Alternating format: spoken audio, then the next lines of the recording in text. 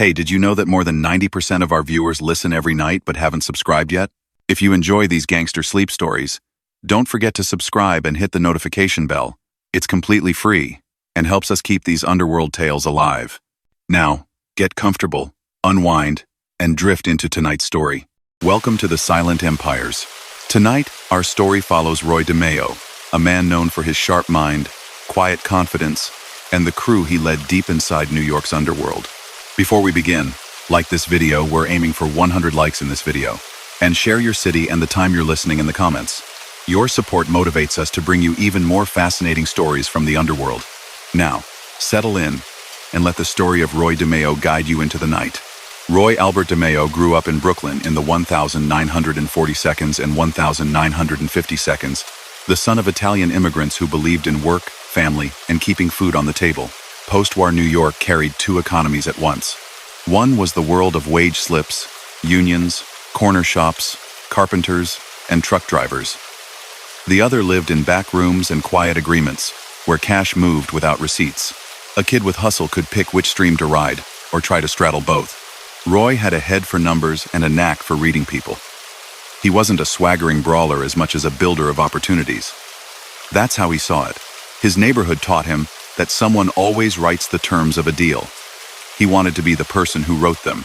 As he got older, he worked legitimate jobs and learned to carry himself like a person who could solve problems. He liked order and results.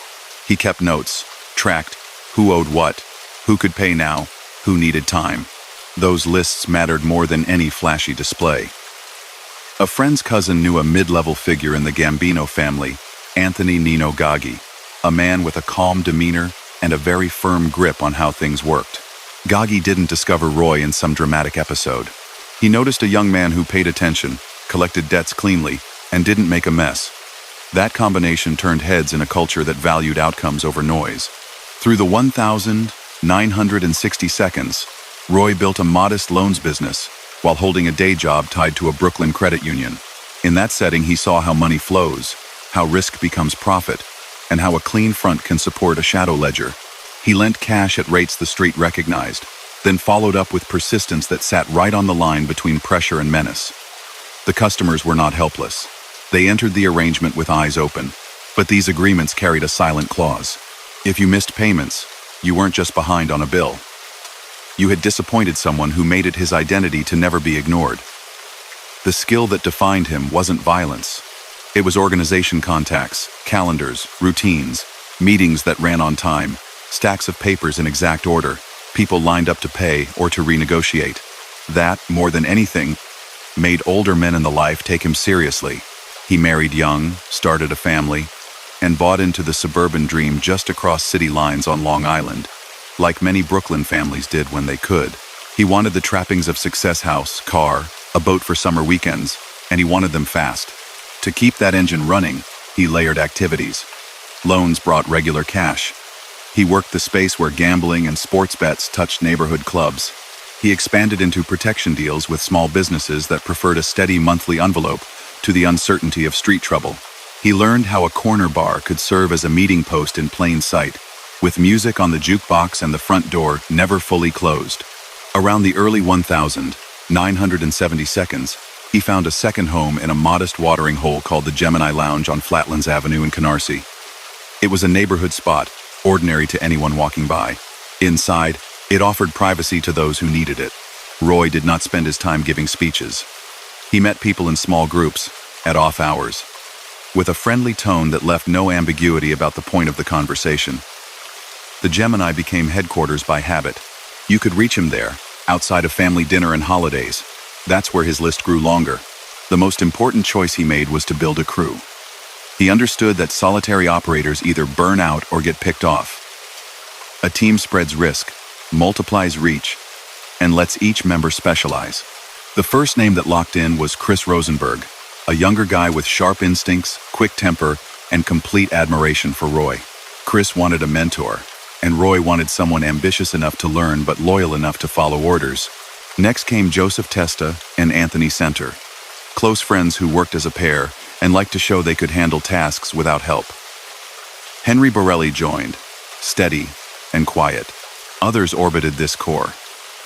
Drivers, lookouts, men who handled cars, men who knew shipping yards, men who preferred office tasks like setting up shell businesses and keeping the records clean.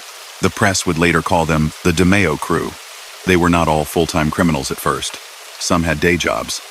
All of them learned that Roy valued punctuality, precision, and the steady accumulation of money. Car-related work became a lucrative channel. The 1,970 seconds brought rising demand for vehicles, insurance payouts, and parts. The crew built connections to body shops, garages, and salvage yards. Stolen cars could be stripped for components, given new identities, or loaded for export. None of that required showy violence. It required paperwork, contacts at auctions, access to titles, and the discipline to move fast. Over time, this network produced cash on a scale that dwarfed loans. Roy loved numbers that grew every week. He reinvested, cut partners in, and kept everyone close by making sure each person's envelope stayed full. He could be generous when results warranted it. He could also be severe when someone cut corners that exposed the crew to attention. In his mind, those weren't mood swings. They were management. He did not stop at cars. Pornography distribution was expanding in the era before home video, and the crew took a stake. That business required warehouses, shipping contacts, and the nerve to manage something that hovered in a gray area, legal to a point, risky when it crossed lines, profitable when done quietly. Gambling and shylocking continued. Some attempt at narcotics moved through associates, despite the Gambino family's stated preference to avoid drug dealing. The reality of the street often clashed with official policy. Roy's approach held one principle above the rest. If it made consistent money and the heat was manageable, he wanted in. With every new venture, his family life became more complicated. At home, he was a provider. A father who took pride in new appliances and school tuition. He wanted his children to see a man who never missed a payment and always showed up for birthdays. He kept 2 calendars, one with barbecues, the other with collections. His son, who would later write about him, remembered a father both attentive and remote, a man who would smile at dinner and then spend the night on the phone speaking in code. That double life took a toll. The more the business grew, the more secrets stacked up behind his measured tone. On the street, 1,975 marked a turn. A young mechanic named Andre Katz became a point of friction. He had ties to car jobs and then spoke to police. Shortly after, he disappeared. In later years, testimony and court findings linked members of Roy's crew to his killing. Katz's name appears in official papers as a victim of their enterprise, and the case would resurface again and again in trials and books. From an outside view, it showed a line being crossed. Debt collection and property crimes can be spun by participants as business disputes. Once a life is taken, even without gory detail, there's no way to frame it as a simple argument. For detectives in Brooklyn, Katz became a signal flare pointing toward the Gemini Circle. For Roy, it meant law enforcement interest that would never fully let go. Despite that pressure, the money didn't stop. The crew kept moving cars. They used connections in the boroughs and beyond to place orders. This model, this color, this specific trim. Someone would supply a key or a way to bypass a safeguard. A truck would appear. The vehicle would be gone before sunrise. Insurers paid out claims. Parts shops stayed busy. Cash flowed through stacks that never saw a bank. Roy tried to keep his own distance from direct exposure. He cultivated a role as organizer, the person who connected buyer and seller, worker and manager. He took pride in not needing to shout to be obeyed. He preferred a phone call and a reminder that any delay would be noticed. His crew liked that steadiness. It told them that as long as they produced, they'd be protected. Within the Gambino structure, Roy reported to Gaggy. The family had captains, soldiers, associates, and rules that stretched back decades.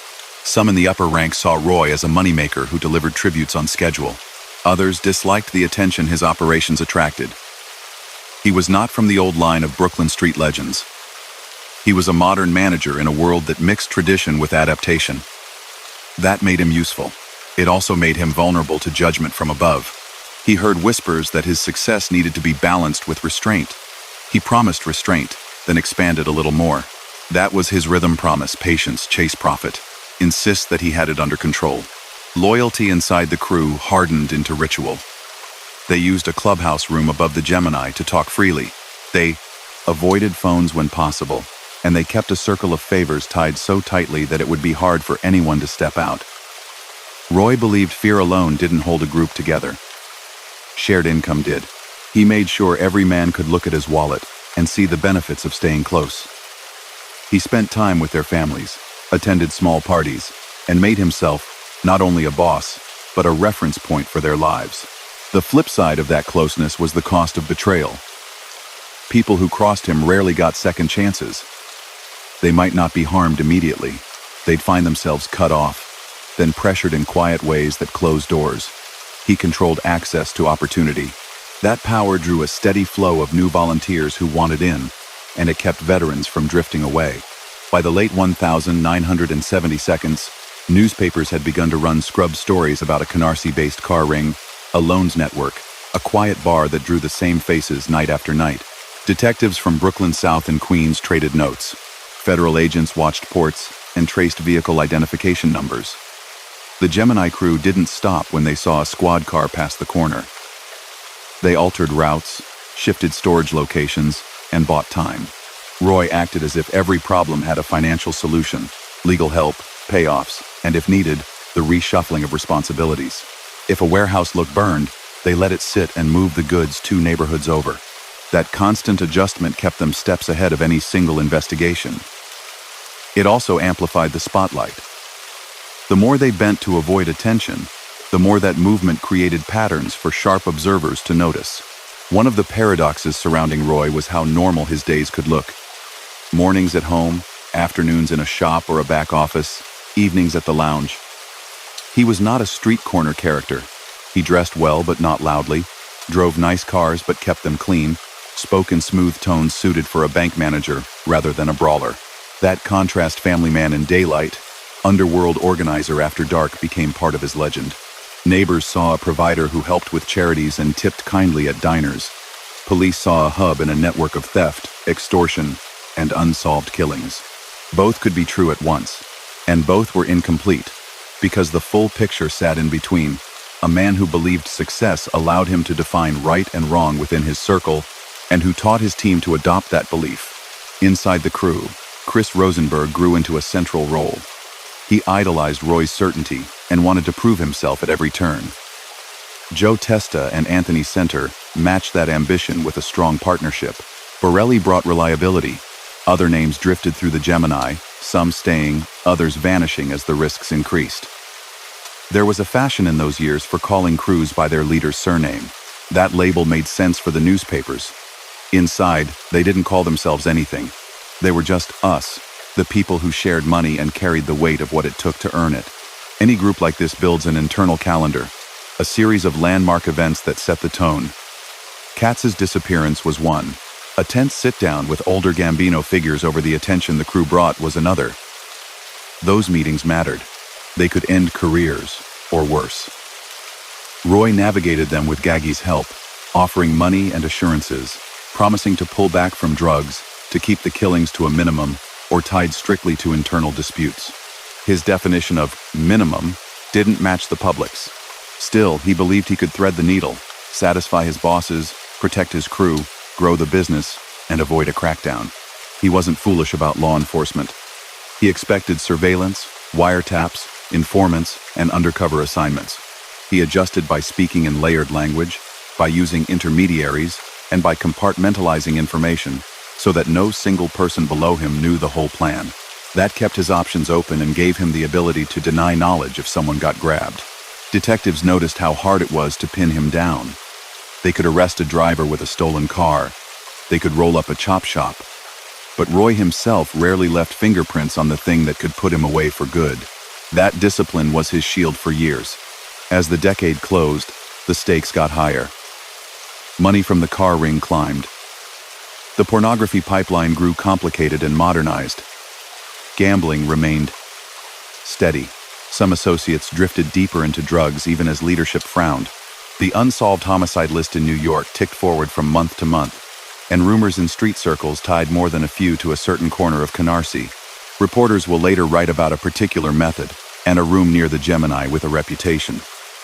But the important point for this story is simpler. The crew had a silent routine for dealing with enemies and perceived threats, and they believed it protected them. They convinced themselves that harsh measures were a form of maintenance, like changing the oil in a car that has to run hard. That belief hardened into habit. At home, Roy still tried to keep the picture neat. He took his family to restaurants and out on the water in summer. He encouraged good grades. He kept up appearances at church and community gatherings. He liked being recognized as a success story who came from the neighborhood and made it.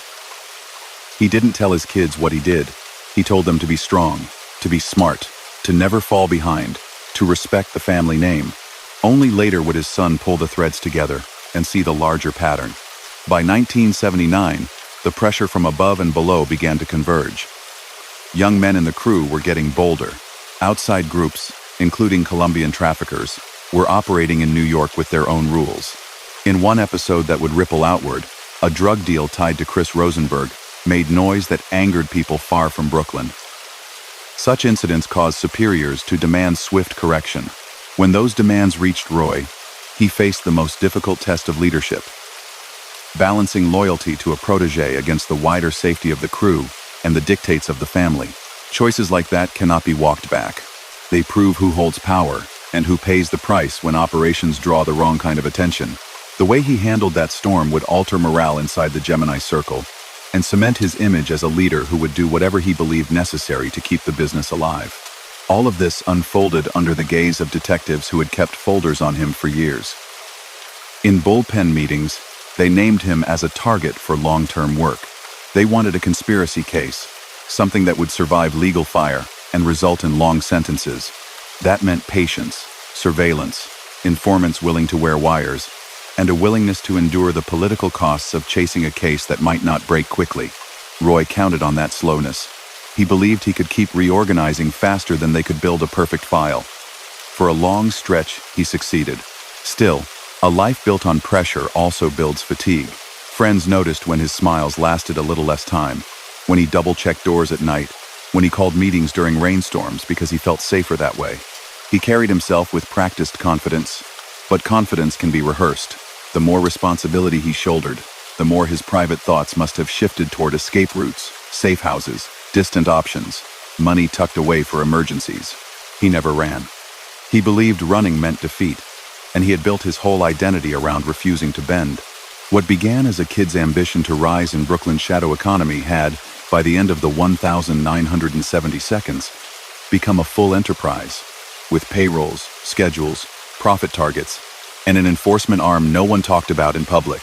The path ahead would tighten more enemies, more attention, more decisions where every option carried a cost. The Gemini remained open for business, the phone kept ringing, the envelopes arrived on time, and the man who built the system still believed he could will it into stability through sheer organization and control. Momentum carried him into the summer when everything sped up at once. Money was arriving like clockwork, but heat was rising from every direction. Papers, prosecutors, even voices from within his own circle. The Colombians were the spark. A deal tied to Chris Rosenberg had gone sideways, a mix of bravado and misread boundaries that spilled far beyond Brooklyn. Word came back fast that people with reach and a very short temper wanted satisfaction. In that world, people sometimes accept cash to settle a problem. Sometimes they demand something harsher. Roy listened, weighed the risks, and met with Nino Gaggi. The message from above was simple. Keep the family out of a war. Keep business steady. Remove the source of the noise. There were no grand speeches, just a kind of math that didn't leave room for sentiment. Chris had worshipped Roy since the beginning. Now his loyalty clashed with the survival of the wider group. The solution he chose confirmed how he led. He arranged for his protege to be put down gently, without spectacle, and then he carried that grief in silence, while telling the crew that nothing, no memory, no friendship came before the safety of the operation. That decision altered the crew's emotional weather. It also calmed the demands from the Colombians. On the outside, nothing appeared to change. The doors at the Gemini still opened at noon. The phone still rang. Envelopes still reached their destinations. Inside, every man understood the new rule. If a storm slammed against the door, Roy would build a seawall, even if that meant sacrificing the person who brought the tide in. With Rosenberg gone, he reshuffled roles. Joseph Testa and Anthony Center stepped into a bigger lane, showing even more of the crisp teamwork that had made them valuable in the first place. Henry Borelli remained steady, unobtrusive, reliable. Patrick Testa, older and more grounded, expanded the crew's hold on garages and repair shops, the skeletal structure of the car business. Frederick DeMeo, a talented driver who could handle surveillance and quick exits, became a familiar face near Roy. Frederick's brother Richard hovered on the margins, sometimes helpful, sometimes creating small storms of his own complications that would matter later. Another figure, Vito Arena, drifted in and out of the car ring. He knew the mechanics of getting vehicles off streets and into containers and would, in time, become part of the legal fallout when the government's cases finally landed. Nino's nephew, Dominic Montiglio, moved messages and watched from a seat that gave him a view of both loyalty and fear. Years later, he would tell courts and reporters what he had seen, one of several voices that would lock this story into the public record. Roy constantly widened the lanes where money traveled. The car theft operation matured from neighborhood hustle to a pipeline. Orders came in for specific models: luxury sedans, newer vans, clean pickups. Stolen vehicles didn't just vanish into chop shops anymore. Many were given fresh papers and shipped through ports like Newark or Elizabeth, bound for markets in the Middle East and beyond where demand was high and questions were light. Titles were washed through out-of-state channels. Identification numbers were swapped by specialists who knew how to make one identity look exactly like another. It wasn't a wild scramble, it was a schedule. Trucks arrived at warehouses at night, dock paperwork sat ready by morning, containers left the yard before anyone could form a suspicion. That kind of operation cannot exist without a web of people who each handle one part clerks, loaders, clerics of the gray economy who understand how documents move. Roy's genius was not in any single trick. It was in keeping the whole machine humming without a squeal. Loans kept paying. Gambling stayed steady. The pornography trade continued. Less about storefront theater now, and more about wholesale distribution. He handled it like any commodity. Inventory, storage, shipping, invoices in code. One of the men tied to that world, a distributor named Paul Rothenberg, got caught up in an obscenity case and started cooperating with authorities. That posed two dangers. He knew names, and he touched a supply chain that generated cash. Not long after, Rothenberg was found dead. Public sources and court testimony pointed to Roy's crew. The logic lined up too neatly to ignore. It wasn't shouted about. It was another quiet message. If you accept the profits, you accept the silence that guards them. Some crimes echoed longer than others. During a surveillance scare, a young man named Dominic Ragucci crossed paths with the Gemini Circle and, in a tangle of bad assumptions and raw nerves, ended up killed. Later accounts placed the moment in a car, the decision made fast by men who felt hunted and chose aggression. Only afterward did it become clear he was a college student with no connection to the life. The tragedy hit Roy in a way business problems never did. He had built a logic tree to justify hard measures against rivals and informants. This didn't fit the logic. He didn't undo anything.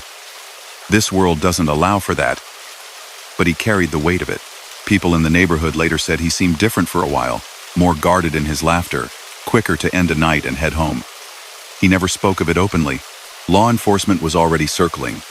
Detectives from Brooklyn South and Queens tracked VINs through junkyards. Auto theft units learned to spot paperwork oddities that had once slipped through.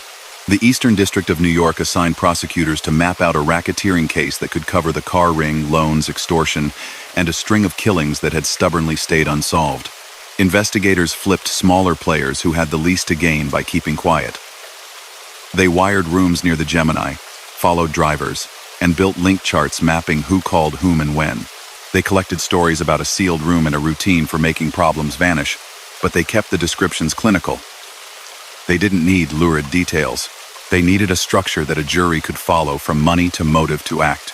Inside the Gambino family, changes at the top changed Roy's weather. After Carlo Gambino died in the mid-1970s, Paul Castellano took command. Castellano prized low heat, steady income, and a clean separation from street-level chaos. Roy represented a paradox, huge profits paired with headlines he could not fully control. Some captains admired the envelopes, others urged distance. Gaggy backed his moneymaker, but even he had to absorb lectures about restraint. Roy would nod, agree to keep away from narcotics, promise to limit the use of force to moments when no other option existed. Then, weeks later, he would greenlight another piece of business that he believed could be managed. If anyone challenged him, his answer never changed. The book's balance, the crew is loyal. We are careful. He meant it. And for long stretches, he made it true. The crew's internal rules grew sharper. Meetings held only when necessary. Phones used only for logistics, never for substance. No one man knew every piece of any job, so that the loss of a single player didn't blow up the whole board. Cash never lingered in one place. Members never drove the same route twice in a row. If a tail was suspected, plans were scrapped, passengers were switched, and the day turned into a casual loop through busy avenues designed to shake attention. They preferred disposal sites that erased traces and neighborhoods where sirens were just part of the music. The Fountain Avenue dump in Brooklyn absorbed more secrets than anyone could count. Detectives would later walk that ground and speak of how many stories ended there without calling up images that didn't need to be put into words. As this regimen hardened, Roy's home life frayed. He was present and absent at the same time. He loved family dinners, vacations on the water, gifts that proved he could provide. Yet the second phone rang constantly, and his mind often stayed behind at the Gemini even when his body sat at a picnic table in Massapequa. His son saw the contradiction, a father who was good at being a provider and terrible at explaining where it all came from. His wife kept the household running, and learned without being told which questions could not be asked. Friends noticed Small tells Roy scanning a room without moving his head, pausing at doorways, choosing restaurants with multiple exits. Each habit said the same thing. Hold control. Avoid surprises. The list of people who disappeared around the crew grew longer. Some were rivals in the car business. Others were former friends whose nerves broke under pressure and whose sudden openness threatened to pull threads that led straight to Roy. When decisions were made to remove those threats, the crew applied them with the same matter-of-fact tone they used for a shipment schedule. A name would be spoken, a place chosen, a time set, and then life resumed for everyone else, while families across the city began to post photographs in windows and call precincts for updates that never came. Years later, trials would attach names to some of those missing persons and defendants would hear guilty verdicts. Back then, it felt to outsiders like a city disease that never yielded a clear diagnosis. Roy also found ways to bury money in plain sight. He invested in businesses that could explain cash flow without raising eyebrows. Service companies, small shops, real estate where rent arrived on time and no one asked who the residents were. He used a credit union connection to keep a grasp on who paid and who fell behind, and he favored bankers who spoke in euphemisms, men who knew how to say yes without saying much at all. When a city inspector showed up, a binder of documents appeared with every box checked. If a tax question surfaced, a soft-spoken accountant met with an agent and left with a smile. The layer of legitimacy did not make the core activity lawful. It simply complicated the work of anyone who hoped to unravel it. Conflicts with other crews simmered but rarely boiled. Roy paid attention to boundaries. He didn't pick fights on corners controlled by other families, and he tried to keep his car pipeline intersecting with outsiders only at the ports, where the volume of activity gave cover to everyone. When a dispute did bloom, he used sit-downs and money to cool it. Only when words failed did the cycle he'd perfected swing into motion. He didn't relish that part. Despite what legends claim, he treated it as maintenance, a job to be scheduled and completed, like replacing a worn belt in an engine before it snapped. Rumors swirled about a freelance killer from New Jersey who later claimed in sensational interviews to have worked hand-in-hand with Roy. Those claims made for dramatic television, but investigators and historians remain divided on what, if anything, really linked them. Roy didn't need outside folklore to sharpen his image. He already filled plenty of pages in police binders on his own. By 1980, the investigations picked up speed. Intelligence units tracked conversations out of the Gemini. Patrons noticed unfamiliar men nursing seltzers for hours. The FBI chased international angles on the car exports, tracing containers, issuing subpoenas to shipping agents, and finding that paper trails led to alias after alias, some clever, some sloppy, State prosecutors began assembling a racketeering case that named Roy explicitly. The Auto Theft Task Force coordinated with precinct squads, learned who in the DMV could be trusted, and wove together charges that included possession of stolen property, conspiracy, fraud, and extortion. New arrests produced more cooperators. The first wave often yields small fish. The second sometimes brings people who can actually describe the structure. One name in that second group was Vito Arena, who decided that life as a witness offered better odds than life as a fugitive. He could draw maps of the car jobs, name body shops, and identify people who made documents disappear. His testimony would eventually land in courtrooms years later, but even in the early stages it provided threads investigators could pull. Another source came from inside the family side. Dominic Montiglio, loaded with memories and access, would quietly place the government inside conversations that previously lived only in the minds of the men who'd held them. Each new account made it harder for Roy to claim distance from the worst of what the crew was accused of doing. All the while, the money didn't stop. It never does until something breaks. Roy kept moving, never lingering in one spot long enough to make surveillance easy. He visited his dock, checked on parcels, ate at diners where staff knew his order, attended weddings and wakes that kept his social obligations intact. He played the part of a man who had made himself indispensable. He believed that as long as his envelopes to the family arrived fat and punctual, his future remained safe. Yet whispers rose more often that Castellano saw him as a liability, a magnet for attention, a man whose methods ran counter to the calm image the boss preferred. Whether that was fully true or partly street gossip didn't matter. In this line of work, perception often shapes reality more powerfully than facts. Late nights brought longer silences. Roy sat in his car after meetings and let the engine idle while he thought 2 or 3 moves ahead. He considered who might turn under pressure. He thought about how many people could place him at key moments, and how to reduce that list without creating more attention. He talked to Gaggy about the possibility of formal recognition, a promotion that would remove doubts and tie him closer to the family's protected core. Stories move in circles that way. The same man considered both too hot to keep and too valuable to ignore. The city itself added pressure that no one could control. New York's crime statistics surged and dipped. Politicians demanded results. Newspapers ran headlines that linked unsolved cases to organized groups, and new investigative reporters made their reputations by prying into the outer edge of this exact world. A certain bar on Flatlands Avenue began to feature in articles that never named names but always pointed toward the same block. It's one thing to be known in hushed tones inside your neighborhood. It's another to be indirectly identified on page 3 of a tabloid twice in 1 month. Roy understood the danger. He added an extra layer of caution that winter, tightened schedules, reduced the number of people who could walk into his upstairs room unannounced, and reminded everyone to keep their mouths shut unless they were absolutely certain of the company. What he couldn't control was time. The same organization that had made him powerful was grinding forward in ways that would eventually call for a verdict on his future. Law enforcement was adding surveillance logs and witness statements to files stamped with his name. Younger men in the crew were growing more daring, sometimes to prove themselves, sometimes because long runs of success create a blind spot where risk hides. Above him, bosses who liked smooth edges kept hearing about jagged ones. Roy's whole talent had been to live in the space between those realities and make it work. By the turn of the new decade, that space had narrowed to a tight corridor. He still moved through it with the confidence of a man who believed he could solve any problem on a calendar.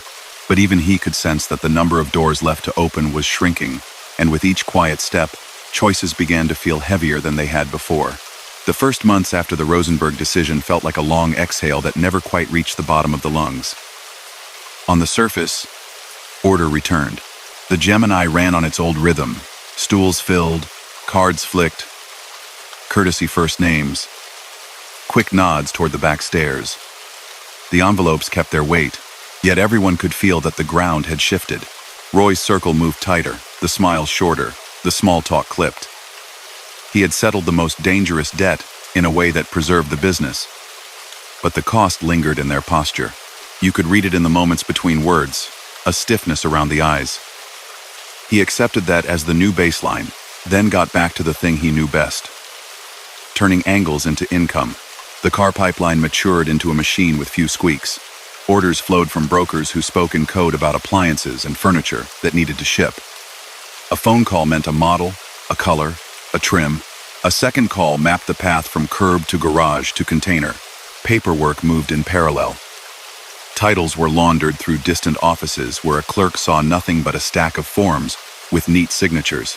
Shops under friendly hands swapped numbers and plates with a professional calm you'd expect from a dealership service bay. Roy didn't need to see every hood pop or every container seal close. He wanted the ledger tidy and the risk distributed. He kept the crew's roles defined so clearly that if one man went down, the job barely hiccuped. Loans and gambling remained reliable. The pornography side stayed in wholesale, pallets in warehouses, invoices that never spelled out the product. He liked to run that business like any other distribution chain, with inventory lists, schedules, and pickup slips. When a distributor like Paul Rothenberg got snagged and started talking, Roy treated it as a leak in a pipe. He sent a message that stopped the leak. Newspapers noted the name. Detectives filled a folder. The neighborhood adjusted to another absence. The crew learned again that silence was not just policy, it was infrastructure. Pressure rose from the other direction, the kind that doesn't pound, just hums. Detectives in the auto crime units had grown more fluent. They decoded salvage forms and could tell when a VIN had been massaged. Federal agents traced containers from Newark to ports where the manifest did not match the cargo. Files thick, tabbed, and patient began to feature the same names and corners. A task force plotted charts with lines that kept crossing near Flatlands Avenue. They didn't need cinematic chases. They needed a coherent story that prosecutors could tell to a jury without losing them. The strategy shifted from isolated arrests to a longer reach called racketeering, a way to treat a set of crimes as one enterprise. In the family, the tone from Paul Castellano stayed cool. He liked accountants, meat contracts, construction bids, and the absence of headlines. Roy delivered money but attracted talk.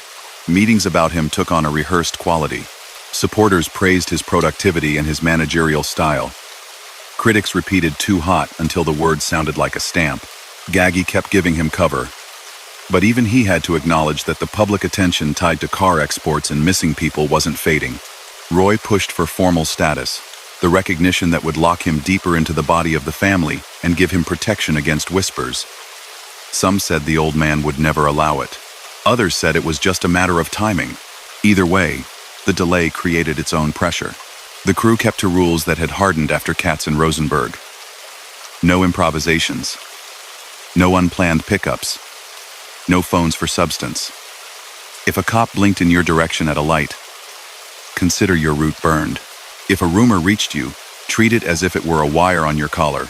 The upstairs room at the Gemini shrank to a tiny circle. Men who had hung around the edges found themselves turned away with a shrug and a phrase about bad timing. Roy liked the pace of a quieter room. Fewer voices meant fewer variables. He divided knowledge with care. He could sit across from one man and discuss only the garage, across from another and speak only of titles, a third and stick to loans. The full picture stayed in his head, on index cards, and in a slim notebook that never left his control. One incident in. Those years cut him in a place beyond business. A young man, Dominic Ragucci, crossed paths with the crew during a surveillance scare and ended up dead. Later, journals and sworn testimony called it a misread, a moment when nerves and assumptions filled in blanks the wrong way. Roy's rules had always separated rivals and informants from civilians.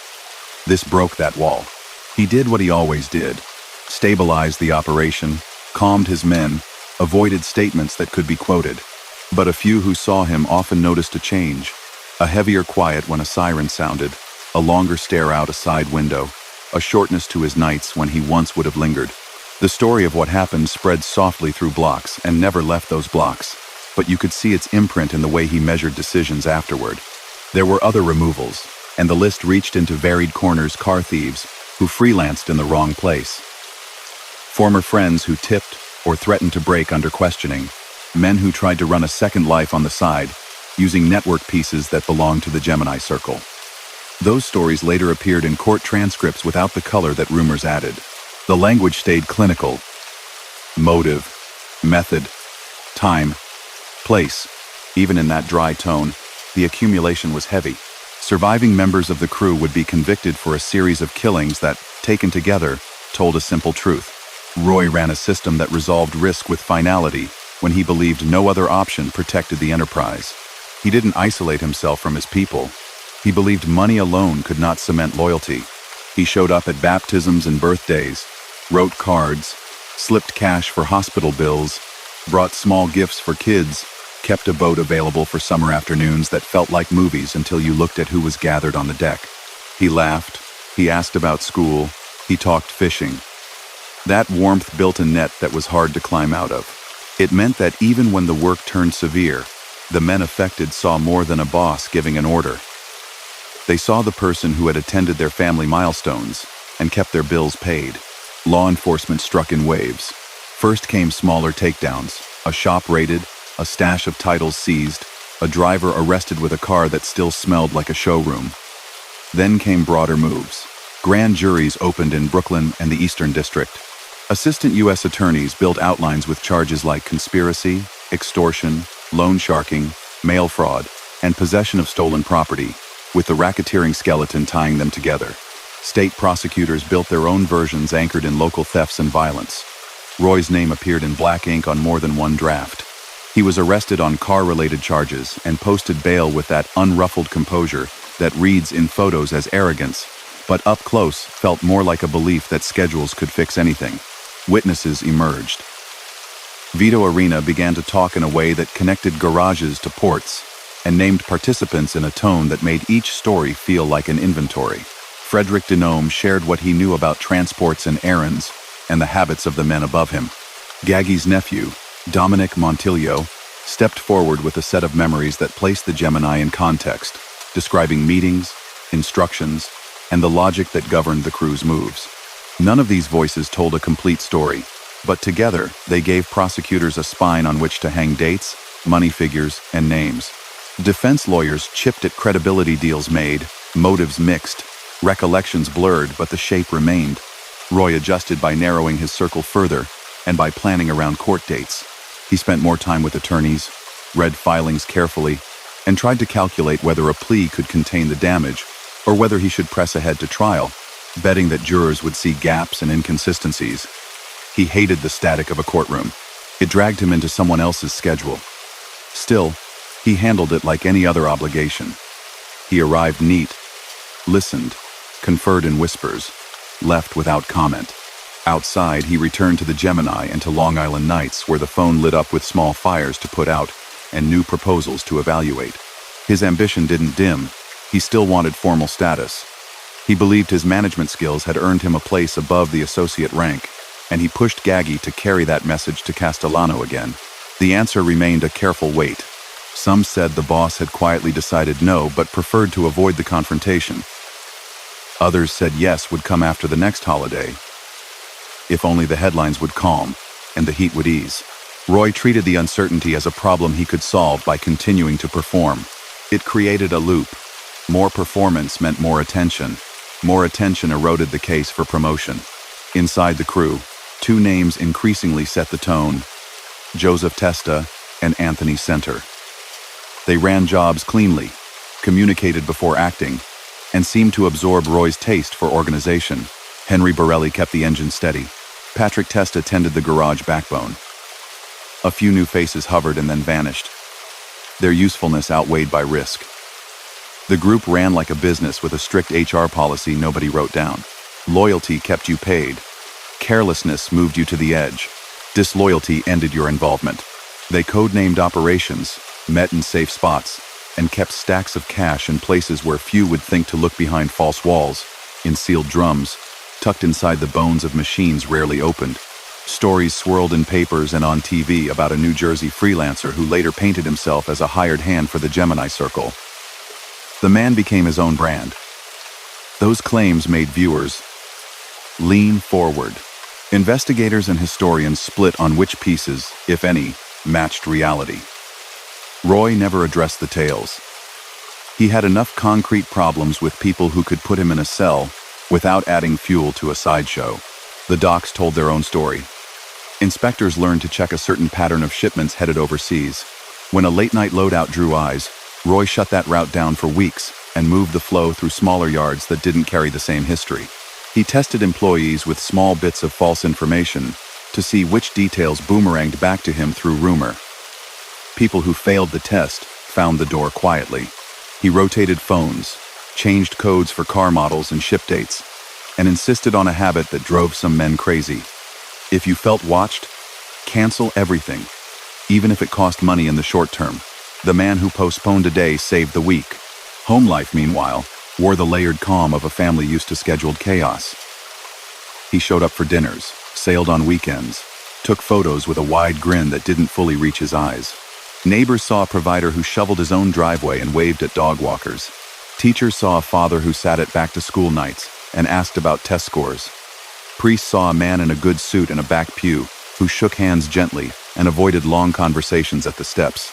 The double image never quite fused, and that tension created a loneliness people like him rarely admit. He could not bring the two halves into one room without risking everything, so he kept them apart and carried the weight. By 1981, the stormfront looked organized. Arrests in the auto theft cases moved from drivers to supervisors. A racketeering indictment loomed that would name Roy as the hub of a wheel connecting cars, loans, extortion, and multiple killings pressed into a narrative that jurors could track. There were state charges too, built on the same base but aimed at pieces the feds had not prioritized. His attorneys prepared to fight on two fronts. His crew kept earning, trying to present the kind of summary that could convince skeptical bosses that the benefits still outweighed the costs. He asked Gaggy again to push his case upward. The temperature in the room when his name came up remained chilly. A few inside voices tried to warn him to scale down, to park the export chain for 6 months, to retreat to loans and low-heat businesses until the tides changed. He listened, nodded, and then told them the same thing he had been saying since his 20s. Momentum is the point. Stop and you lose position. And once you lose position, you spend a year paying to get it back. He believed that to his core, and belief can be its own gravity. That fall, detectives picked up fragments of talk that sounded like a different kind of danger. Not just courtrooms and juries, but internal doubts hardening into directives. In that world, the worst outcome isn't an indictment. It's a finding from above that you cost too much. Roy read the signs. He tightened again, skipped gatherings he would once have attended, used intermediaries for messages where he'd previously gone in person. He started to plan for contingencies. He set aside money in forms that did not show up in any ledger. He considered travel options that could buy him time if the worst news arrived. He did not speak of escape, but he drafted the equivalent a set of moves that could be played if a single call came. The calendar turned, and he kept moving. Legal meetings, port checks, quiet sit-downs with men who could either cushion his fall or push him toward the edge. Telephone poles around Canarsie carried stapled flyers with faces on them, some linked by rumor to his circle, most unknown to those who passed by. Papers printed short items about arrests in a network believed to be tied to a certain lounge. The Gemini's door still opened at noon. The jukebox still played. A man in a crisp jacket still sat at a corner table with his back to the wall, taking meetings in a tone you could mistake for customer service if you didn't know the stakes. He had built a system that turned hustle into income, secrecy into safety, and discipline into power. Now that system was meeting a different kind of discipline, the quiet accumulation of evidence and the slow, formal resolve of institutions, paired with the cold calculations of men above him who believed big machines run smoother when certain parts are replaced. Roy had survived by moving earlier and smarter than everyone around him. As the early 1,980 seconds settled in, he was still doing that, one appointment at a time, while the walls inched closer in ways that no appointment could fully halt. The year turned, and with it came a kind of tight focus that made every move feel loaded. Roy still woke early, checked 2 calendars, and ran on the idea that structure could outrun trouble. Yet you could sense he was weighing more than profits now. He'd built a system that turned a neighborhood bar into a quiet headquarters, built crews into departments, and used ships and warehouses like arteries. When he looked at it, he saw something he'd tuned carefully over a decade. When others looked at it, they saw the center of a case. He felt both gazes on him at once. He treated the car pipeline as if it were a regulated business. Orders arrived encoded in the shorthand of people who never said car when package would do. Crews marked targets and worked with the precision of a logistics team. A driver delivered the product to a friendly garage.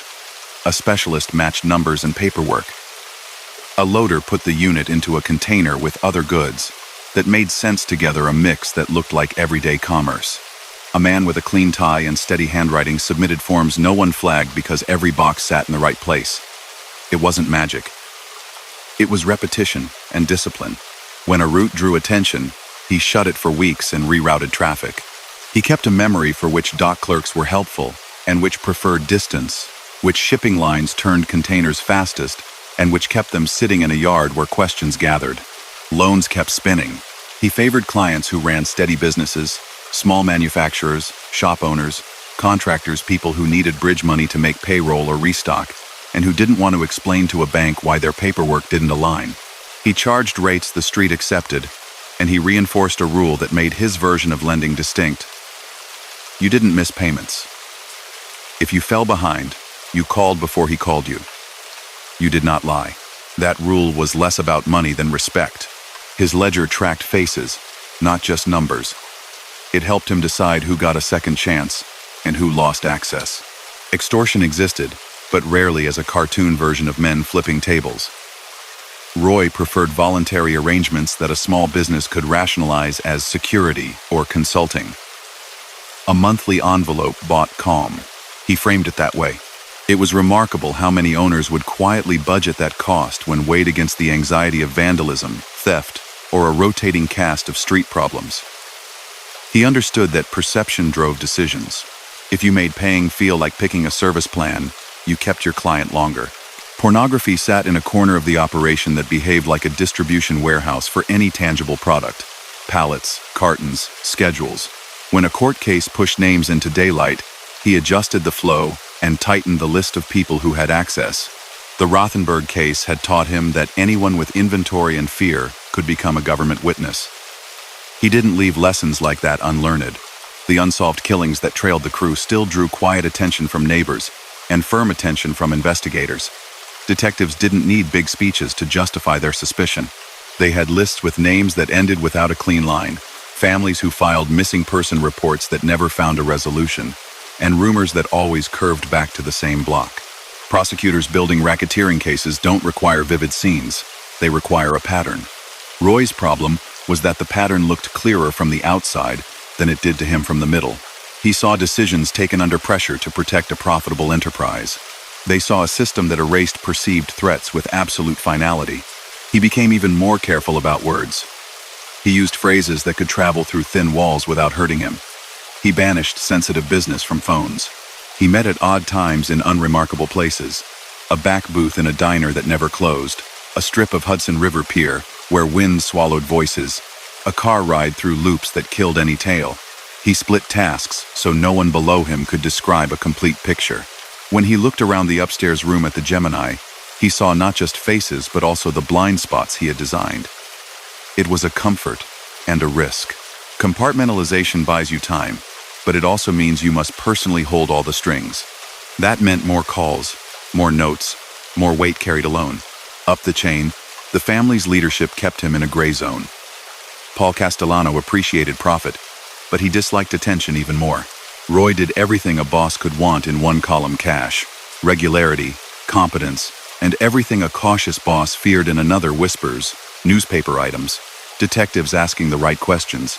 Gaggy shielded him, arguing that men like Roy paid for the lawyers everyone used and kept envelopes thick when other hustles dried up. Critics replied that no envelope is worth a headline. The divide never fully closed. Roy pushed for formal induction, believing it would stabilize his status and fend off internal doubts. Timing never favored him, and the lengthening delay hurt more than a direct no. In that culture, a not yet that lasts year after year begins to sound like never. His own people felt the mood and sharpened their habits. Meetings required purpose.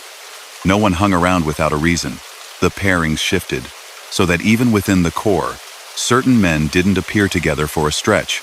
Testa and Center handled jobs with the competence that had become their signature. Borelli remained the quiet backbone. Patrick Testa kept the car infrastructure humming, a role that mattered more than most outsiders understood. Others drifted. Some pulled closer, Some eased out with a respectful distance that said the air had grown too thin for casual associates. The crew's list of hard decisions kept growing. The Katz case from the mid-70s still hovered as a reminder that anyone who went to the police introduced a risk that Roy would not tolerate. Later cases followed that script. People who drew dangerous attention or threatened to talk disappeared. Courts would later attach some of those names to members of the crew through testimony that was exact in timing and spare in language. The Ragucci tragedy remained an outlier, a jolt that cut through Roy's own justifications. He didn't turn that into a speech. He internalized it and tried to design around the possibility of another mistake. More verification before moves, more patience when nerves ran high. Law enforcement matched his discipline with its own. The FBI traced port activity with fresh rigor.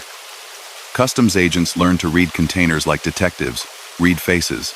Autocrime units pieced together salvage operations across borough lines.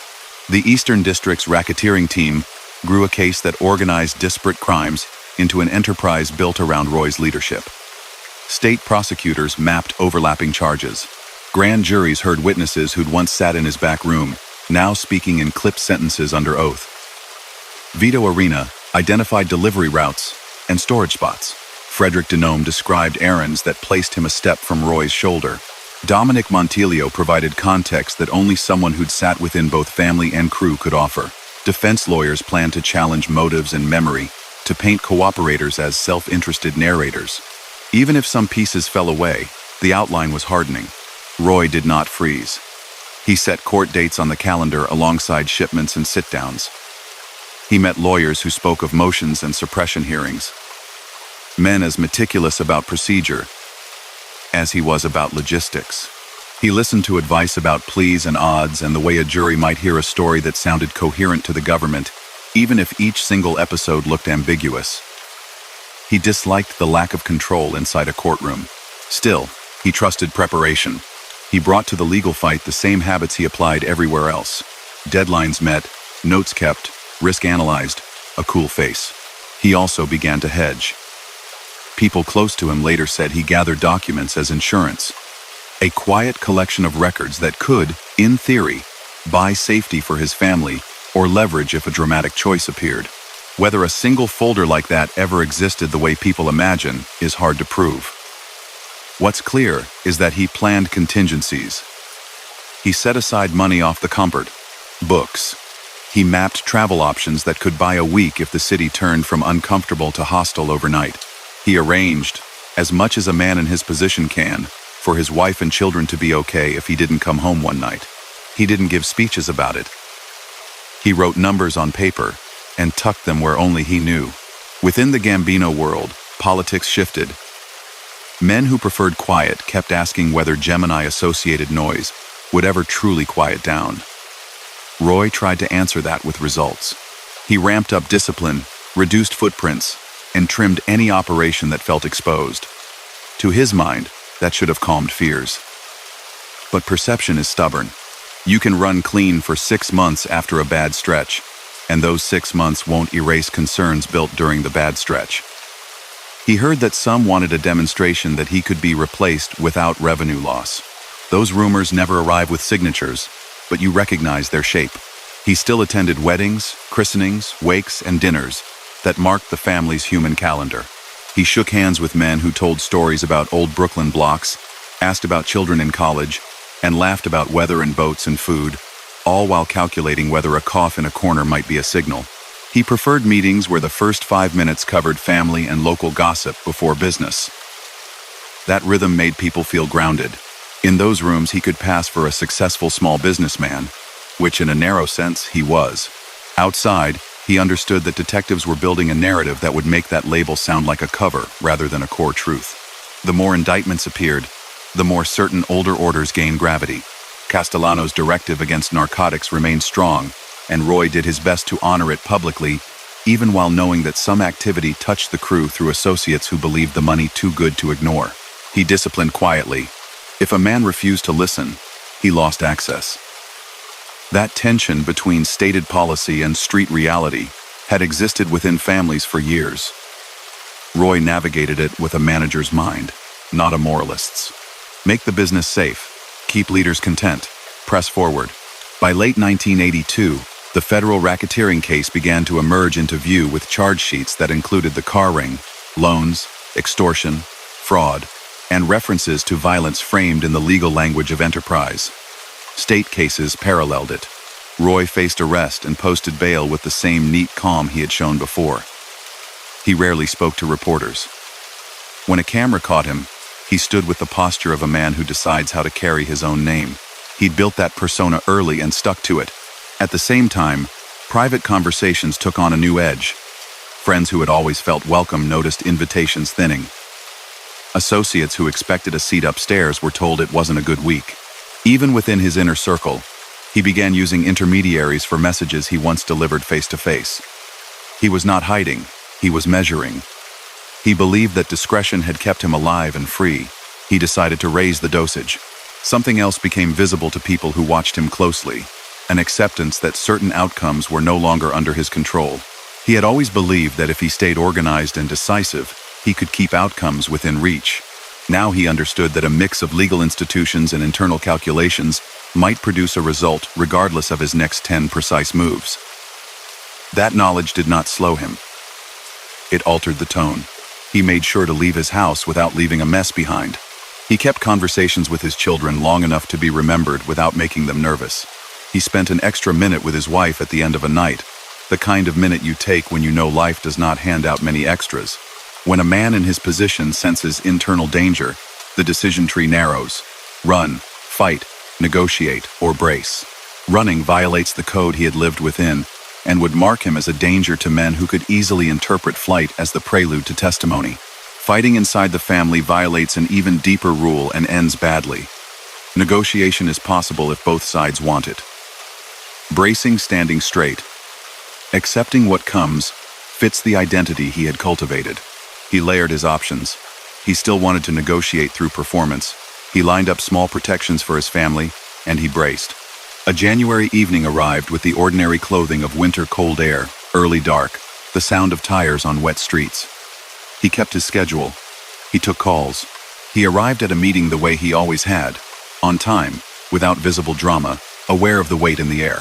The men who greeted him knew him well, which is to say they knew the version of him that had built their incomes and their risks. There were no television lines, no declarative endings, no staged farewells.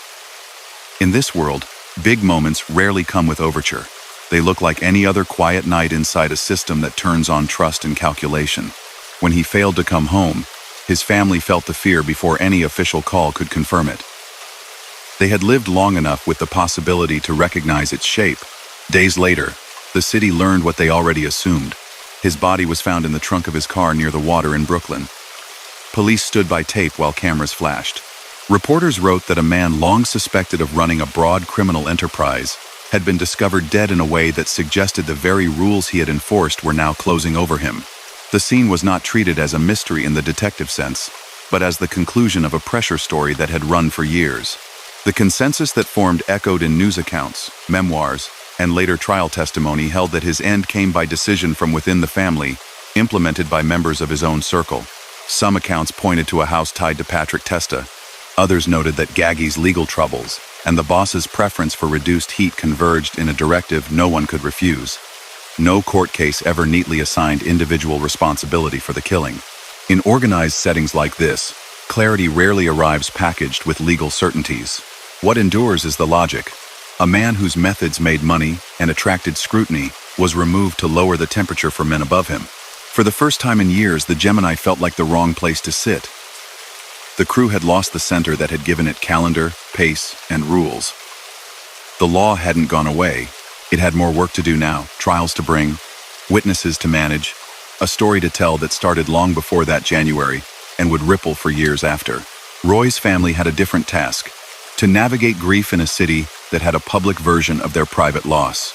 On a practical level, envelopes stopped, calls changed tone, and the everyday structure he had maintained collapsed into a series of decisions his absence had forced onto others.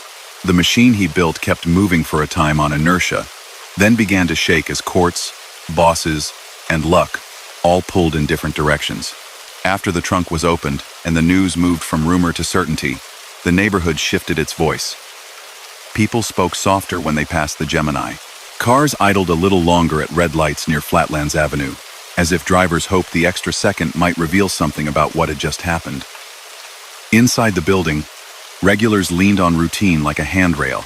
The jukebox still played, glassware still clinked, but the center of gravity was gone. Roy had run the calendar, the calls, the subtle choreography that kept dozens of moving parts from clattering. Without him, the crew faced two fronts at once: pressure from the law and judgment from above. Detectives and agents didn't pause to catch their breath. They had invested years in files with his name at the top. His death didn't close their work, it widened it. With the organizer gone, the focus turned to the structure he'd built, and to the men who had carried out its pieces. Auto squads kept chasing paper trails across salvage yards and DMVs. Federal prosecutors in the Eastern District of New York pulled threads from the car pipeline, the loans network, extortion schemes, and a series of killings tied by witnesses to the Gemini Circle. State prosecutors pursued parallel tracks on local charges. They weren't chasing a headline anymore. They wanted a full map that linked dates and money to instructions and acts. Witnesses became the weight on the scale. Vito Arena, who knew the car side, decided to cooperate.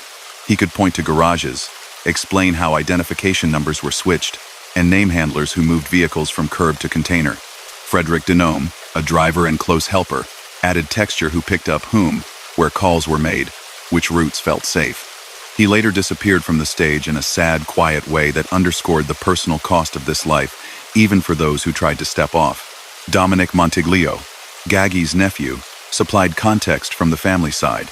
He'd sat in rooms where assignments were handed out and could describe the tone of those meetings, how money, risk, and loyalty were weighed. These accounts didn't match every rumor, and they didn't agree on every small detail. They didn't have to. Together, they offered a structure sturdy enough for indictments. The Gemini crew still tried to function. Joseph Testa and Anthony Senner took a larger share of responsibility, using the methodical habits they'd learned under Roy. Henry Borelli held steady in the background, a quiet presence who had long favored reliability over noise. Patrick Testa tended to the car infrastructure, the garages and shops that served as the skeleton of the enterprise. But cohesion wavered. The smooth line that had connected orders to results now featured hesitations, second checks, delayed calls, meetings canceled at the last minute. That kind of caution is useful in a world filled with informants and wires, but it also slows a business built on momentum. Above them, family politics changed. In December 1985, Paul Castellano was killed outside Sparks Steakhouse in Manhattan, a broad daylight moment that reset the hierarchy and put John Gotti on top. Castellano had been the kind of leader who craved quiet and disliked loose ends. Gotti favored visibility and a different style of authority. For whatever remained of the Gemini Circle, the shift did not bring safety. Many of Roy's men were already named in cases or under investigation, and the new boss had his own priorities. Whatever protection a formal promotion might once have offered, Roy was moot now. The aftershocks of his killing continued to roll through a family dealing with succession and scrutiny. In court filings, the government knitted together the cat's disappearance from 1975, the Rosenberg episode from 1979, the Rothenberg case, the Ragucci tragedy, and other removals allegedly tied to the crew. They used language that juries recognize: enterprise, conspiracy, racketeering. They described the car export chain as an ongoing scheme that touched docks, warehouses, and out-of-state offices that laundered titles. They placed loan sharking inside a larger pattern of extortion that moved money from small businesses into weekly envelopes, enforced not by shouted threats but by the quiet understanding that missing a payment wasn't an option. Gambling, protection, pornography distribution, they all lived under the same umbrella. Defendants could argue about individual bricks. The government wanted the wall. Trials brought names and fates into view. Gaggy, the calm mentor whose guidance had shaped Roy's rise, faced racketeering charges that traced back to the very enterprises he had protected. He was convicted and sent away, his health fading. He died in federal custody in 1988, a quiet end for a figure who had kept his profile low even as money flowed through his channels.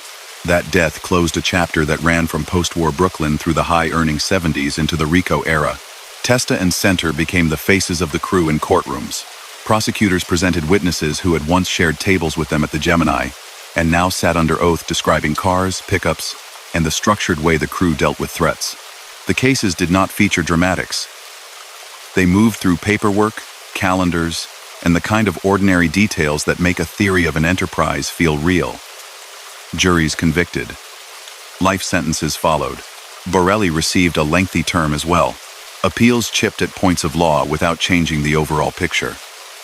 The RICO framework had done what it was designed to do. Capture the reality that this was not a series of isolated crimes, but a coordinated business. For the neighborhood, the aftermath felt like a story closing one door at a time. The Gemini shut its upstairs room. The building eventually found a different life under different tenants. People who had tuned their days to the rhythm of that corner adjusted, as New York always does. A few told reporters years later that the bar had looked like any other. That was the point. Secrecy of that kind thrives behind ordinary surfaces. Roy's family faced a more complicated wake. They had lived with the public version of him, the provider with a smile at dinner and a seat at school events.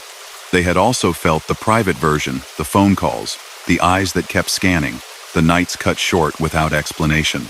His son, Albert, would later write a memoir about growing up in that shadow, about the gifts and the fear, about the day the news became final, and about the work it takes to build a life after the name on your mailbox becomes shorthand for something the city considers infamous. That book gave the public a view of the household that press clippings and court files could never provide. It didn't excuse, but it explained. Investigators continued to sweep the ground where the crew had operated. The auto theft squads built new cases against rings that had tried to step into the vacuum. The port stayed under watch. Customs learned to spot patterns in manifests that flagged shipments for extra attention. The days when containers could slide unnoticed from Newark to the Mediterranean grew fewer. Car theft never vanished, but the specific chain that had poured money into the Gemini coffers no longer existed at its old speed. Too many links were broken, too many names now known, too many routes burned. The killings that had hovered as rumors were brought into the subdued light of courtrooms. Prosecutors avoided lurid framing. They stuck to who, when, why, and how. The decision fit the enterprise. Families of victims attended as they could, hearing dry testimony about the last days of people they loved. Many left with verdicts that acknowledged what had happened, without erasing the gaps that always remain in cases built on witness accounts years after the fact. Law enforcement officers who had pursued the crew for a decade felt a measure of closure, the kind that professional satisfaction can offer after long work. Even they understood that closure in this context is never complete. A separate arc unfolded in the wider world of organized crime. The commission case of 1,986 delivered long sentences to leaders and other families, shrinking the space for old patterns. Gotti's era brought bright outfits, headlines, and, eventually, life in a cell. The old rules bent and snapped in places. Younger figures tried to modernize without drawing heat. Some succeeded for a while. Many landed where the law always intended them to land. Once investigators had enough time to watch and enough witnesses willing to talk. The DeMeo story sits inside that larger transition. From the days when quiet bars and back rooms could carry heavy secrets to a period when RICO, wiretaps, and flipped insiders pulled back the curtain. People kept telling tales in diners and on stoops about numbers so high they sounded like myth. Estimates of the crew's body count range wildly in books and documentaries. Authorities have linked the group to dozens of killings through charges and testimony, while the highest figures live in the realm of legend. What's clear is that the crew normalized elimination as a form of risk management and applied it often. In that matter-of-fact approach, you can see both the cold logic of a manager and the human cost borne by countless families who never received more than a few lines in a paper. If you trace Roy's choices backward from the trunk in 1983, you see the pattern that brought him there.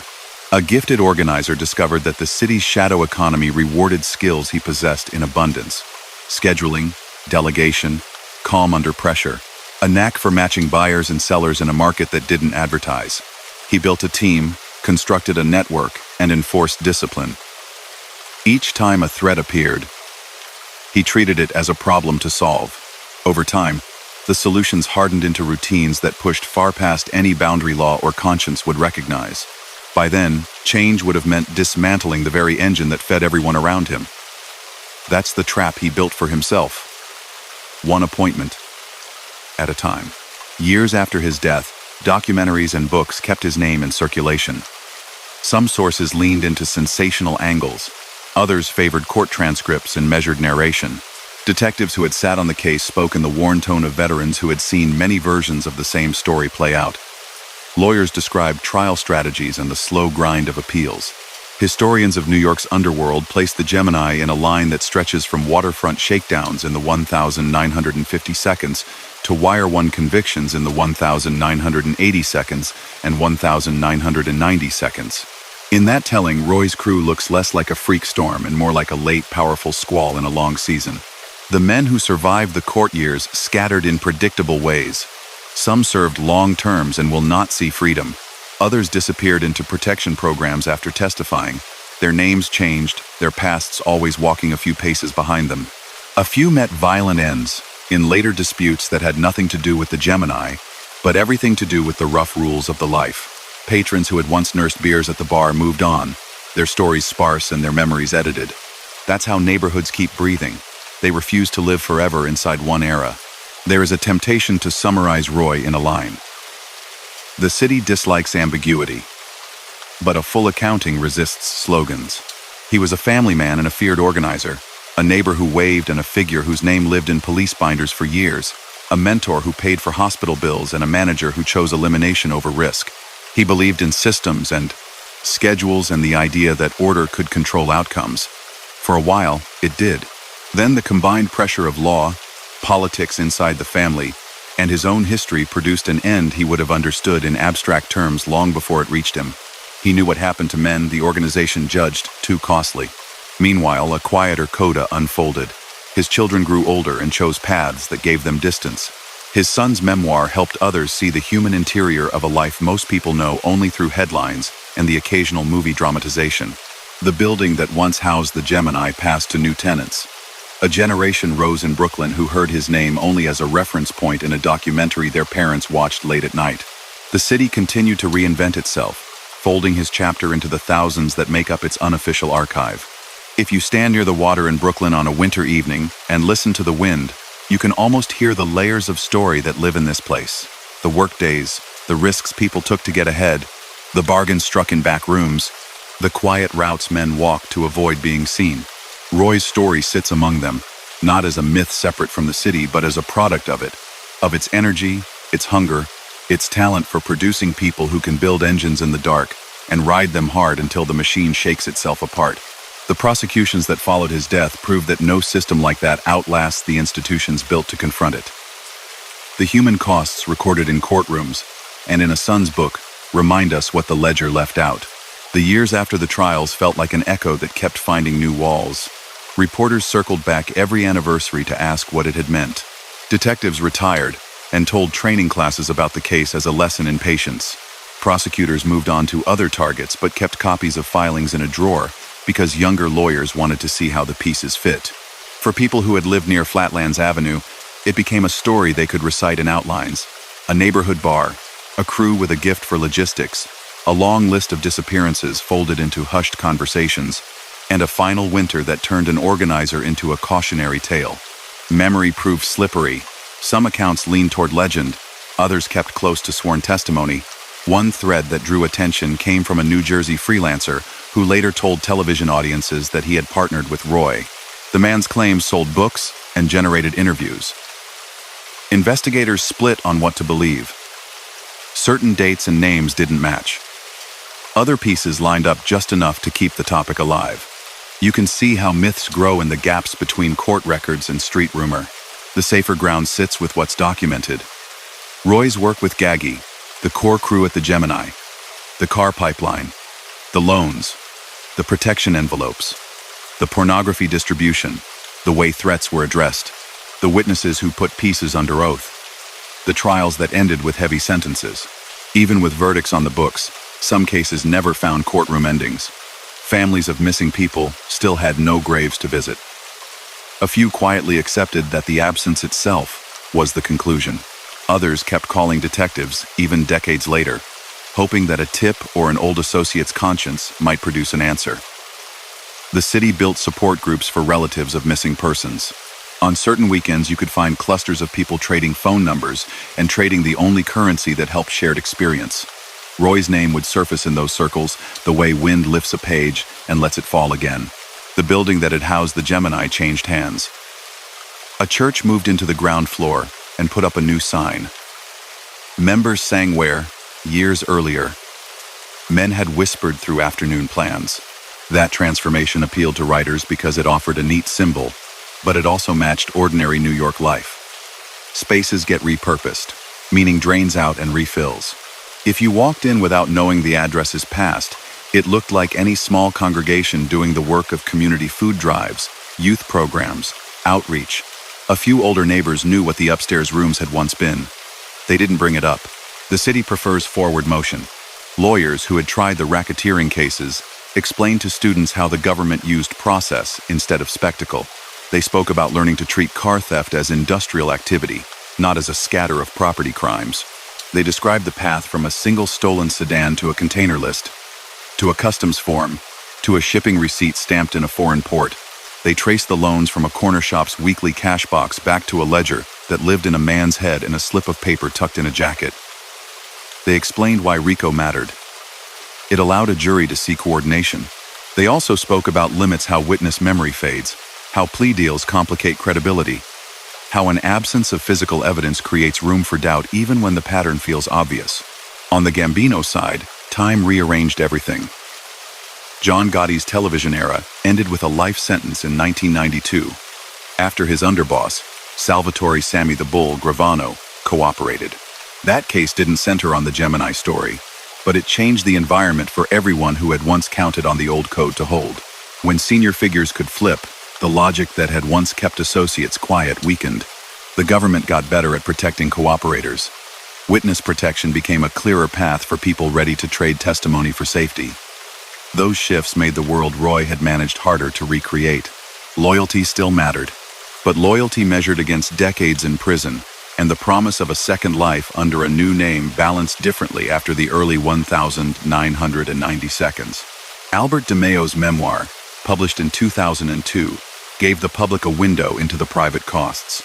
He wrote about the house on Long Island, the way his father could be generous and exacting, the day-to-day of growing up with a man who kept two faces without letting them blur. He described moments that stuck, how an ordinary errand could turn tense if his father sensed a tale, how birthdays were celebrated with care even when the phone kept lighting up in the kitchen, how quiet fell across the dinner table when the news mentioned a case that landed too close. The book didn't try to relitigate the investigations. It tried to show how the life felt to a child who only later understood what the signals meant. Readers who had known Roy only through headlines found a second layer there, one that made later choices make more sense without defending them. The car business itself changed shape. Manufacturers hardened ignition systems. Insurance companies pushed anti-theft programs and funded task forces. Ports added scanners and layered paperwork checks. Countries that had once welcomed imports without much scrutiny introduced tighter customs controls. Car theft rings kept operating. No city ever eliminates that completely. But the specific pipeline that had once moved high-end models out of the tri-state area at speed faced more friction. The profit margin thinned. As margins shrink, the appetite for risk drops.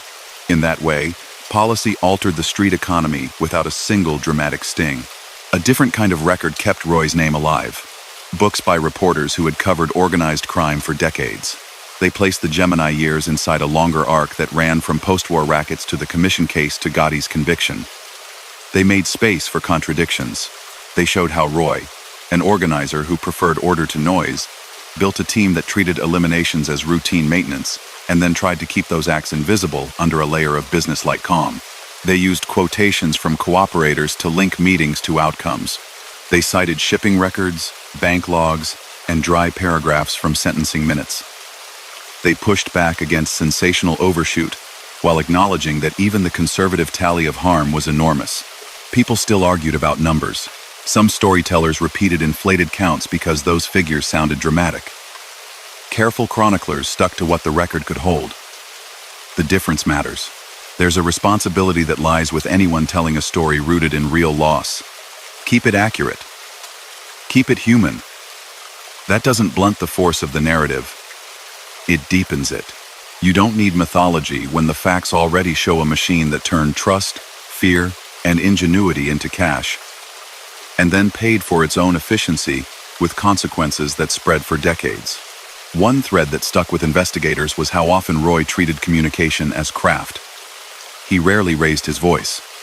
He parceled out information. He carried himself like a manager, even when approving decisions that would end lives. That bearing fooled some people early. They expected a different posture from someone who commanded fear.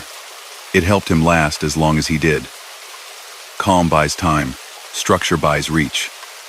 Yet the same structure created the map that prosecutors later used. Lines between garages, docks, and phones look invisible until someone starts tracing invoices. Then they look like a subway diagram. Other members of the crew ended up scattered across case summaries. Joseph Testa and Anthony Center settled into the rhythms of long terms in federal custody. Appeals defined their legal calendars for years. Henry Borelli served heavy time as well. A few figures who had hovered at the edges disappeared into witness programs. Their names changed, their past lives sealed as best the government could manage.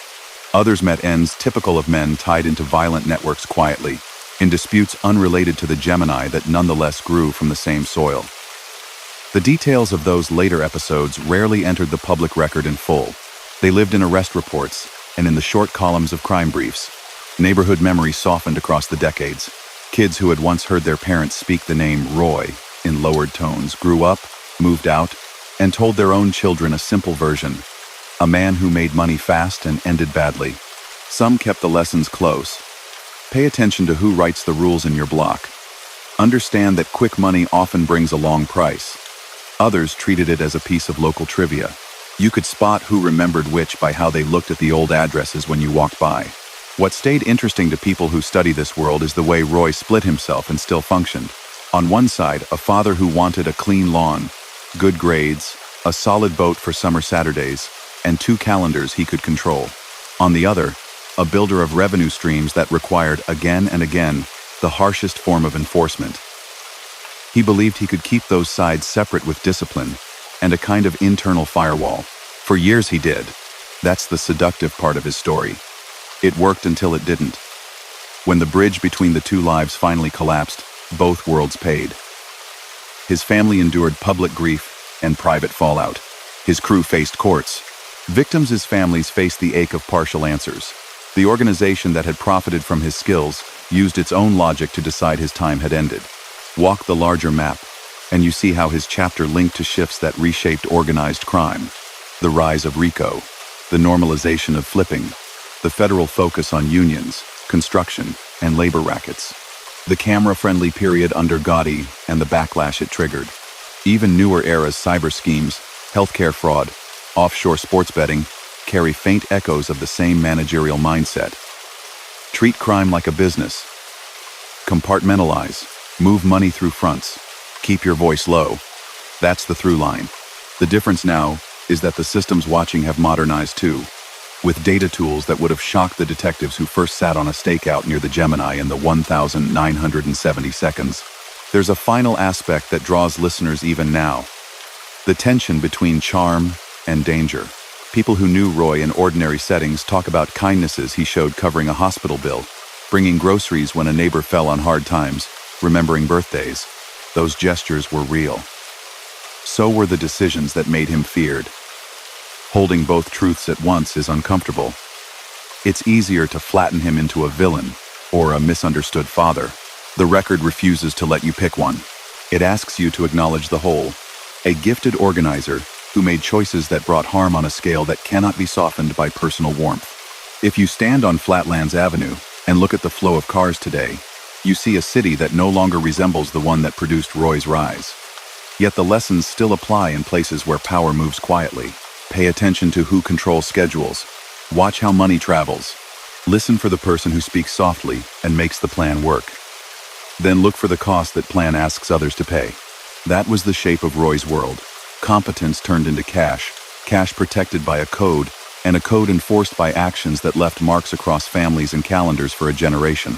In the end, He occupies a paradoxical place in New York's unofficial history. He's both a case study and a neighborhood ghost. He shows up in textbooks about Rico and in late-night stories told by people who remember summer nights on stoops when certain cars always seem to turn the corner at the same time.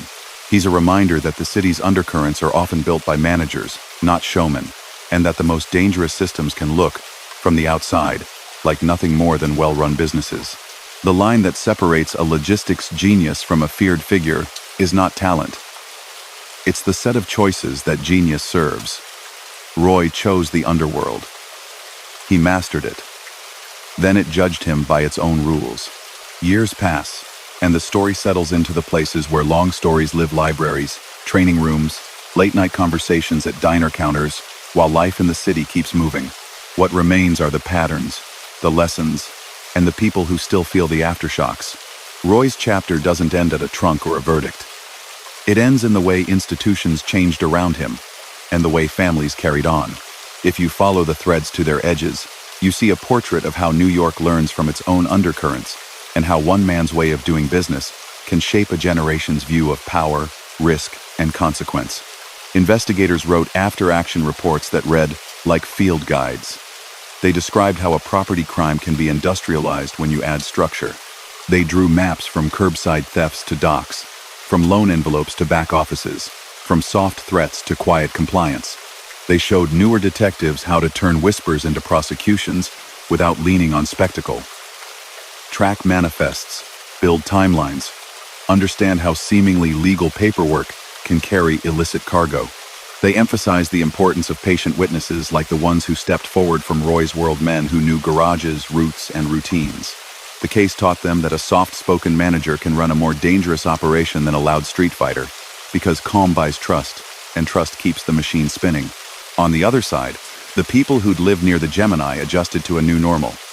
A storefront church filled the ground floor. Then different tenants came and went. Parents who had once warned their kids to be indoors by sundown now pointed to the same block as a place to pick up groceries or drop off donations. The name Roy faded from daily talk, except when documentaries aired or when a young reporter called an older neighbor to ask what the bar had felt like when the same faces sat in the same seats every afternoon. Those neighbors didn't romanticize it. They remembered the quiet tension and the way certain cars drifted past like clockwork. The wider underworld recalibrated. The old family rules bent under Rico, and the normalization of cooperation.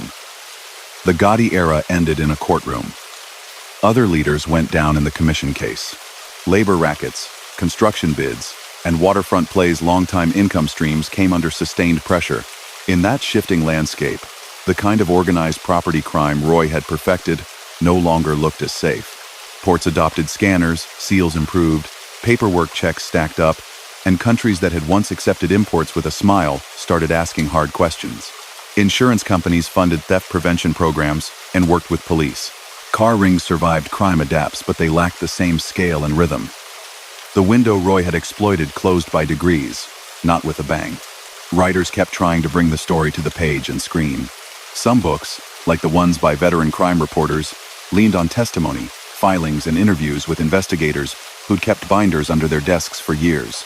They rejected inflated counts and stuck to what could be sourced. The cat's disappearance and murder tied to early Gemini years. The decision that removed Rosenberg to satisfy outside pressure. The pressure placed on a distributor like Paul Rothenberg when he cooperated.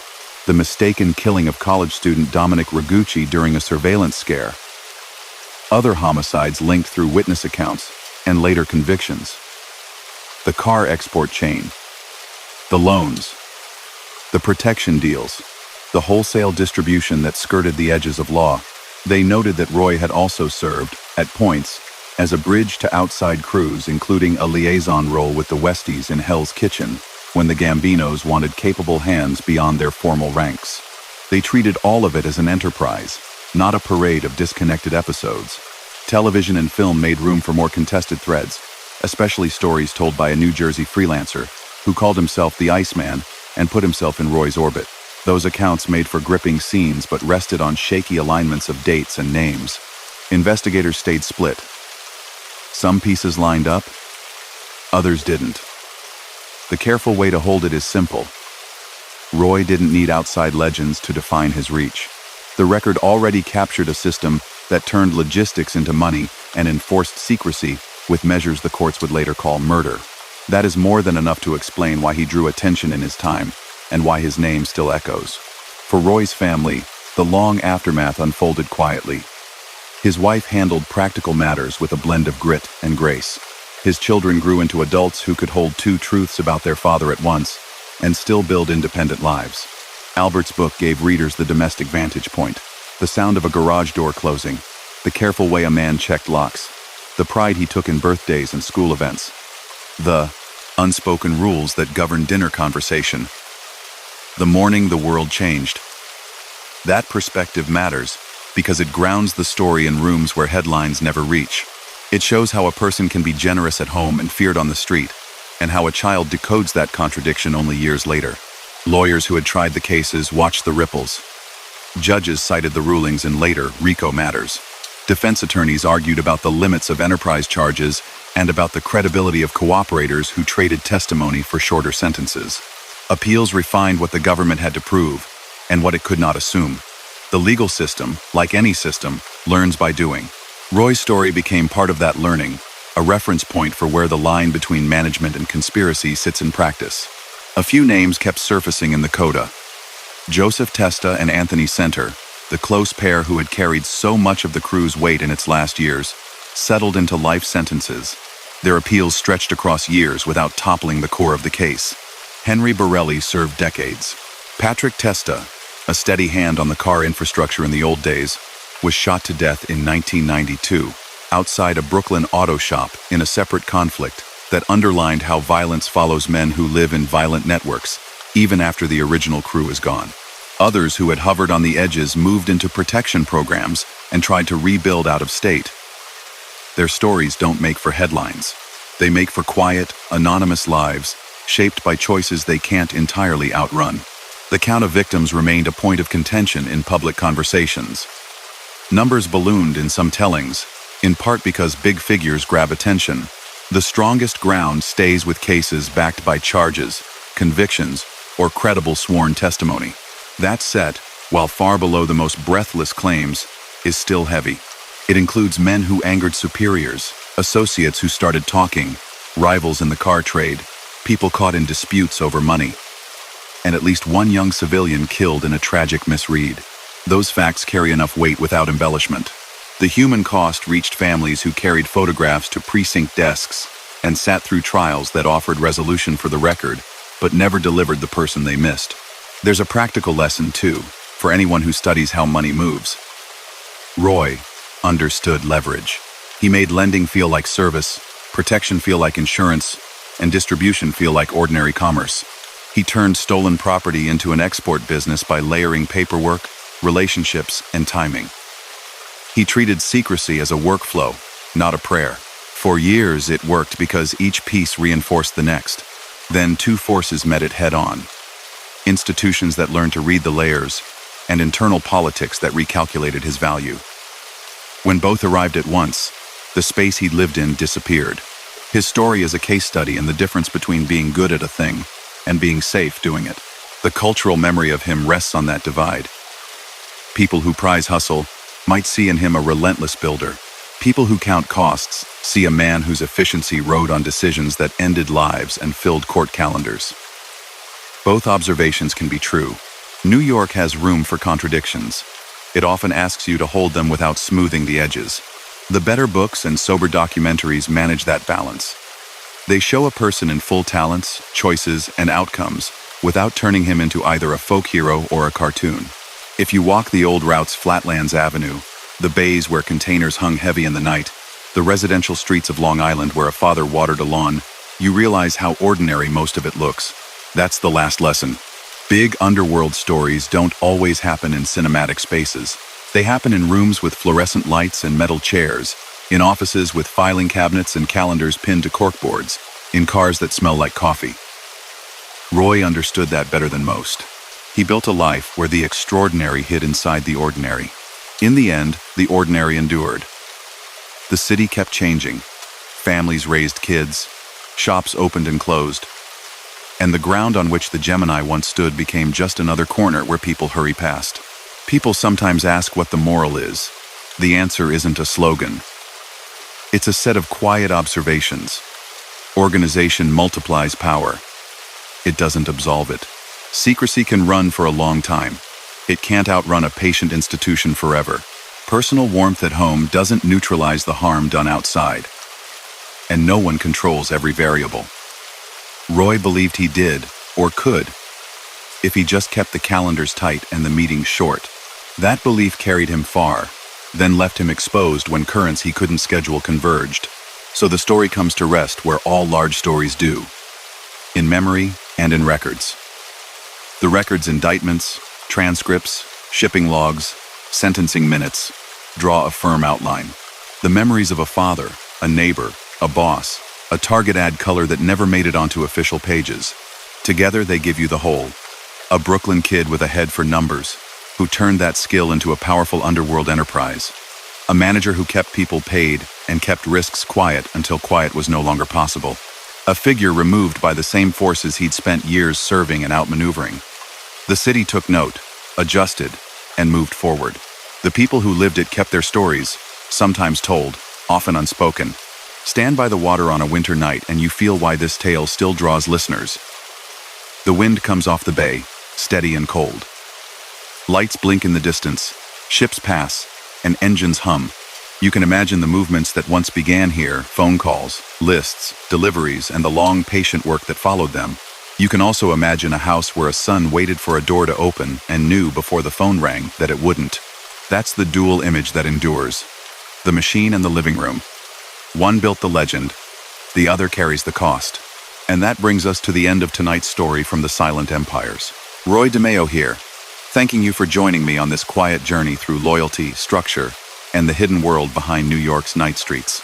If this story helped you relax or drift into sleep, don't forget to like the video, subscribe, and join our family for more stories of gangsters and forgotten empires.